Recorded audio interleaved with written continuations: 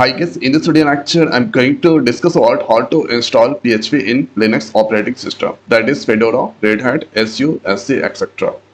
Then, running this code. So first here, let's go and open the terminal.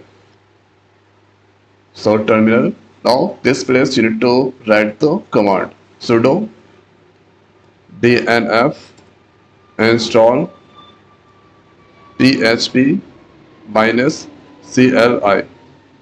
So write this command sudo dnf install php CLI. Press enter. So now here this package is going to install PHP CLI, PHP common. This version is there. So installation size should be 24 MB. Right Y press enter. So this is now downloading the package. Totals are 2 PHP common and CLI. So first one here, this all tools are RPM file.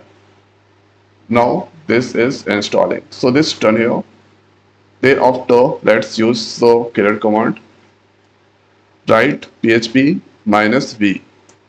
Then you can see PHP 8 version that install.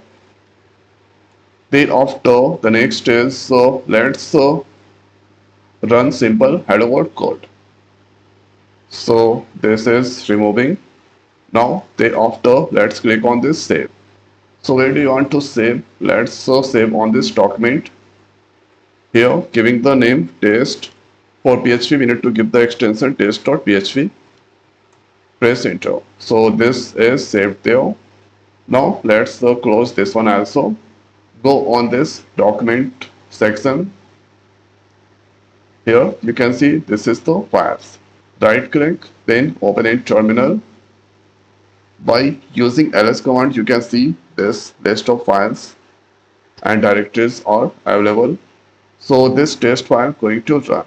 So right there php, then give here test.php. So here you can see this hello world that's display. So the contents are there that's display. So by using php test.php, you can run the code.